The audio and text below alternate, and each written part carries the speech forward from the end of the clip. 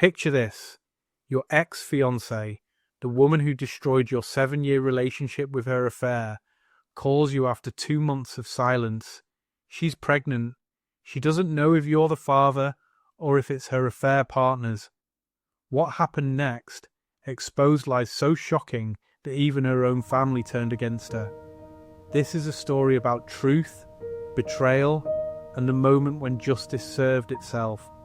If you've ever craved that moment when the truth finally comes to light, smash that subscribe button right now. Hit like if you're ready for a story where karma doesn't just knock, it kicks down the door. And stick around, because this tale of deception and family drama will leave you speechless. Let's dive in. 7 years. That's how long I thought I knew the woman I was going to marry.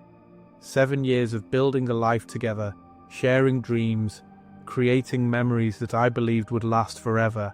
Her name was Sarah, and at 25, she was everything I thought I wanted in a partner. We'd been engaged for 8 months, planning our future with the kind of naive optimism that only comes before life teaches you its harshest lessons. But love, as I was about to learn, doesn't always protect you from betrayal. 2 months earlier, my world had shattered in the most cliché way possible. I discovered Sarah was having an affair, not through some dramatic confrontation or detective work. No, it was painfully simple. A text message on her phone while she was in the shower. A message that made my stomach drop and my hands shake as I read words that rewrote our entire relationship. The confrontation was ugly. Tears, shouting, desperate explanations that explained nothing. She begged, promised it meant nothing, swore it was over, but something inside me had broken beyond repair. The woman I'd planned to spend my life with had been living a lie. And worse, she'd made me live it too. I ended our engagement that night. Packed my things while she sobbed in the background, her pleas echoing off the walls of the apartment we'd shared. The silence that followed my departure was deafening, not just from her, but from the life I'd been building. No contact for 2 months, 61 days of trying to heal, trying to move forward, trying to convince myself I'd made the right choice. Then my phone rang. "We need to talk." Her voice was different, strained, desperate in a way I'd never heard before. Against every instinct screaming at me to hang up, I agreed to meet. The coffee shop she chose was neutral territory, far from any of our old haunts. When I walked in, I barely recognized her. Sarah looked exhausted, her usually perfect appearance disheveled. Dark circles under her eyes told a story of sleepless nights, and there was something in her posture, a defeated slouch that immediately put me on edge. She didn't waste time with pleasantries. "I'm pregnant." The words hit me like a physical blow. My coffee cup suddenly felt too heavy in my hands, and I could hear my heartbeat thundering in my ears. Pregnant. The implications crashed over me in waves. "Is it?" I couldn't finish the question. "I don't know." Her voice cracked. "It could be yours, or it could be..." She couldn't say his name either. The next hour was surreal. Sarah had brought a calendar, and with the clinical detachment of a medical examination, we began calculating dates. When was her last period? When did we last? When was the affair? The mathematics of betrayal laid out in stark black and white. I watched her face as we worked through the timeline. Hope, then growing anxiety, then a dawning horror as the numbers refused to align in her favor. The dates were clear, unmistakable in their verdict. The baby wasn't mine. The moment that realization hit her was something I'll never forget. Sarah didn't just cry, she crumbled. 7 years of lies, 2 months of probably clinging to the hope that somehow I'd be her salvation, and now reality was crushing that last desperate fantasy.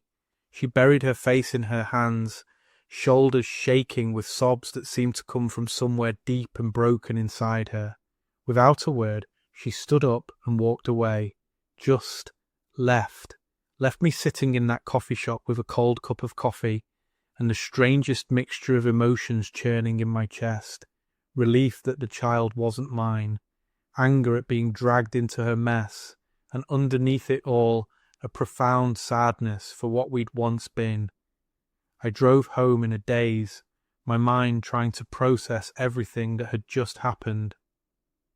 Sarah was pregnant with her affair partner's child, and somehow, in her desperation, she'd thought I might... What? Take her back? Raise another man's child?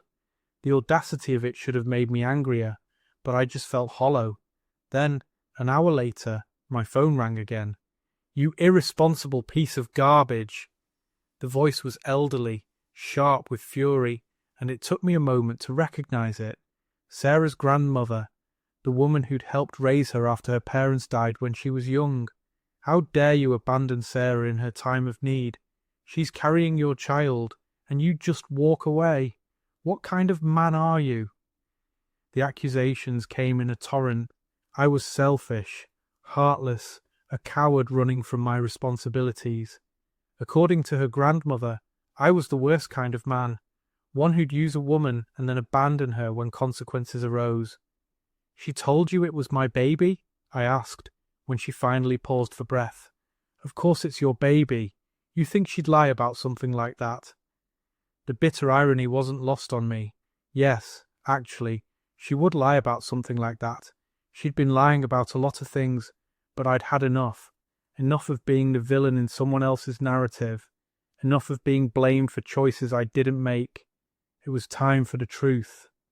"I'm coming over," I told her grandmother. "We need to talk, all of us." The drive to Sarah's grandmother's house felt like preparing for battle. This was the woman who'd been more of a mother to Sarah than anyone else, surrounded by aunts and uncles who'd helped fill the void left by her parents' death. They were about to learn some uncomfortable truths about the woman they'd helped raise. When I arrived, the entire family was there. Grandmother, 2 uncles, an aunt, all of them wearing expressions that ranged from disappointment to outright hostility. Sarah sat in the corner, looking like she wanted to disappear into the furniture. "Before anyone says another word," I began, "let me tell you what actually happened today." I laid it out methodically. The affair, the breakup, the 2 months of no contact, today's meeting and the calendar that proved the child wasn't mine. I watched their faces change as the real story emerged. Confusion replacing anger, disappointment shifting its target. "Sarah," her grandmother's voice was quiet now, dangerous in a way that shouted anger never could be. "Is this true?" The silence stretched unbearably. Sarah's mouth opened and closed like she was trying to find words that didn't exist. Her family's eyes were on her, waiting for an explanation that would make sense of the lies they'd been told. I thought maybe," she whispered, "you thought maybe you could lie to your family." Her uncle's voice was sharp. "Make us attack this man for your mistakes?"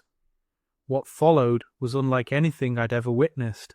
This family that had loved and supported Sarah through everything, the loss of her parents, the struggles of growing up, the challenges of young adulthood, turned their disappointment on her with a force that was both heartbreaking and vindicating.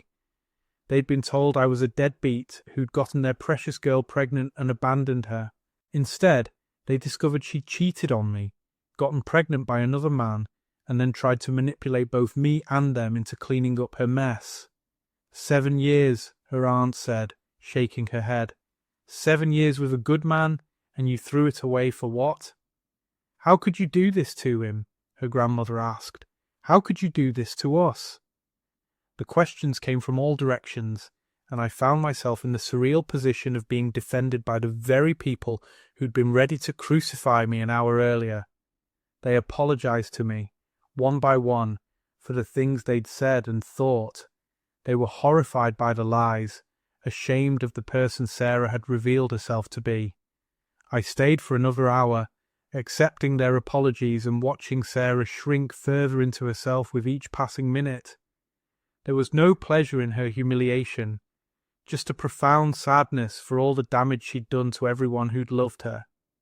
When I finally stood to leave, Sarah's grandmother walked me to the door. "I'm sorry," she said simply. "We raised her better than this." "I know you did," I replied. Sometimes people make choices that have nothing to do with how they were raised. As I reached my car, Sarah burst out of the house behind me. The composure she'd barely maintained in front of her family finally shattered completely. "You destroyed my life," she screamed. "You ruined everything. My family hates me now because of you." The accusations flew like physical blows. I was vindictive, cruel, heartless. I could have just walked away, but instead I'd humiliated her in front of everyone who mattered to her. I was the villain, the monster, the one who'd turned her family against her. I stopped at my car door and turned back to look at her. Really look at her. This woman I'd loved for 7 years, planned to marry, build a life with. Now she was a stranger, screaming at me from her grandmother's front yard, trying to make me responsible for consequences she'd created. "Sarah," I said quietly, my voice carrying over her tirade, "I didn't destroy your life. You did that all by yourself."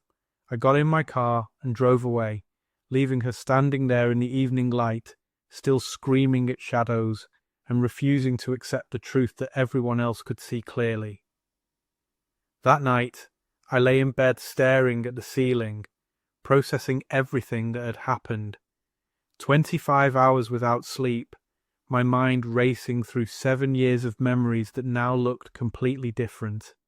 Had there been other lies, other betrayals I'd been too trusting to see? The strangest part wasn't the anger or the hurt, it was the numbness. 7 years of love, erased in 2 months of betrayal, culminating in 1 afternoon of brutal truth. I kept waiting for the devastation to hit, for the grief to overwhelm me, but all I felt was disappointment, profound, bone-deep disappointment in someone I'd thought I knew. Sarah had asked her family to fight her battle, to shame me into taking responsibility for her choices. Instead, her lies had cost her the support system she desperately needed. Her affair partner was nowhere to be found.